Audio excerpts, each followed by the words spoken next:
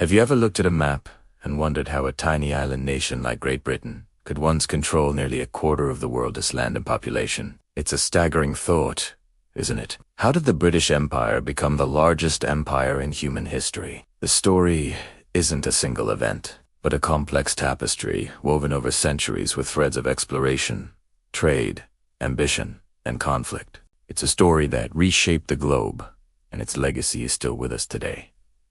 So, let's unravel this epic tale. Our journey begins not with grand fleets, but with a surprising defeat. In the late 16th century, England, under Queen Elizabeth I, faced the mighty Spanish Armada. Against all odds, the smaller, more agile English ships, combined with a healthy dose of bad weather for the Spanish, secured a legendary victory. This wasn't just a military win, it was a massive confidence boost. It signaled that Spain's dominance of the seas was no longer absolute. The world's oceans, once a Spanish and Portuguese playground, were now open for business, and England was ready to stake its claim. Inspired by this newfound confidence, English adventurers and merchants began looking westward. The initial attempts at colonization in North America, like the mysterious lost colony of Roanoke, were shaky, but they learned from their mistakes. In 1607, Jamestown was established in Virginia. It was a brutal beginning,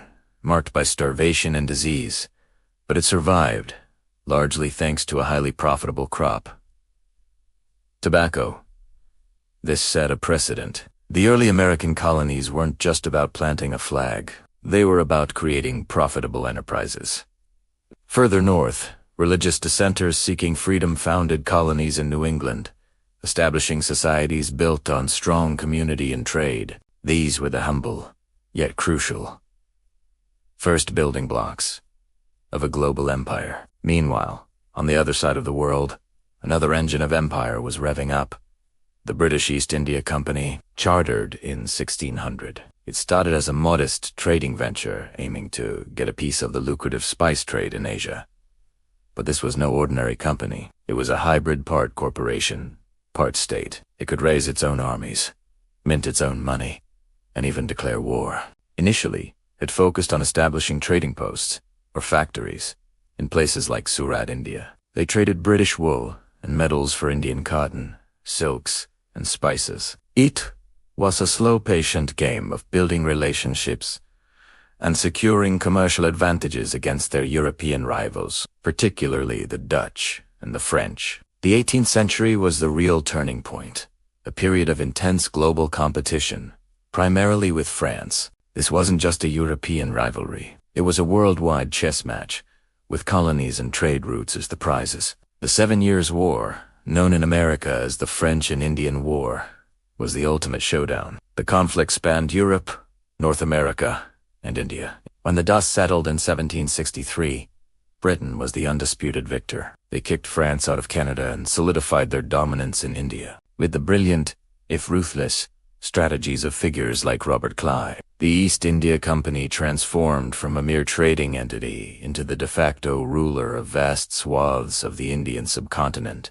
The wealth plundered from Bengal filled the company's coffers and funded Britain's further expansion. The empire was now truly global, but empires are rarely stable. Just as Britain reached this new peak, it suffered a stunning blow. The American colonies, frustrated by taxation without representation and a growing sense of a separate identity, declared their independence. The American Revolutionary War was a humiliating defeat for Britain. It lost its most populous and prosperous colonies. Many thought this was the end of the British Empire. But they were wrong. Instead of collapsing, the empire pivoted. It was a moment of reinvention. Losing America forced Britain to look elsewhere, to Asia, Africa, and the Pacific. This swing to the east would define the empire's second, and even larger, phase. What enabled this incredible expansion and resilience? A huge part of the answer lies in the Industrial Revolution, which began in Britain. British factories were churning out textiles, iron, and machinery at an unprecedented rate. This created a voracious appetite for raw materials: cotton from India and Egypt, rubber from Malaya, and so on. At the same time, it created a need for new markets to sell all these manufactured goods.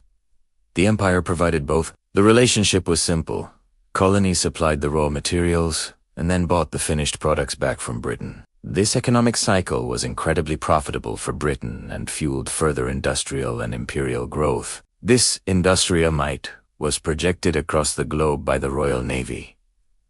After the Napoleonic Wars, the Royal Navy was the undisputed master of the seas. For nearly 100 years, it was larger than the next two biggest navies combined. This concept, known as the two-power standard, gave Britain total control over global trade routes. Its ships protected British merchant vessels, blockaded rivals, and transported troops to quell rebellions or conquer new territories. From the Caribbean to the China Seas, the saying "Britannia rules the waves" wasn't just a song lyric, it was a geopolitical reality.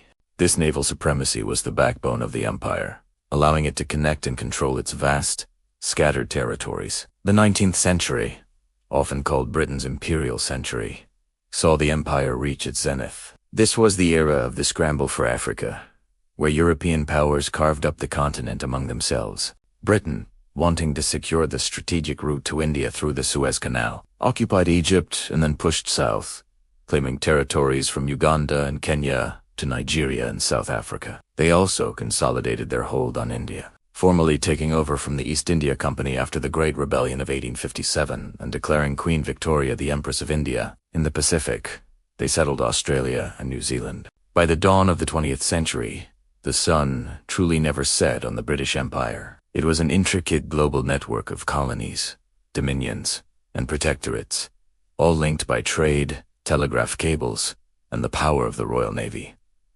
So, how did it happen? It wasn't one single reason, but a powerful combination of factors. It began with a bold maritime spirit, born from defeating the Armada. It was built on the commercial ambition of joint stock companies and the profits from tobacco and sugar. It was supercharged by military victories over rivals like France, giving Britain control of key territories like Canada and India. Then, the Industrial Revolution provided the economic engine, creating a need for resources and markets that the empire supplied. And holding it all together was the unmatched power of the Royal Navy, which guaranteed control of the world's oceans. From a small, rainy island, Britain projected its power across the globe to build the largest empire in history, a legacy that continues to shape our modern world in countless ways. Thank you so much for joining me on this historical journey. If you found this fascinating, please hit that like button and consider subscribing for more deep dives into the stories that shaped our world. Let me know in the comments what piece of history you'd like to explore next. See you in the next video.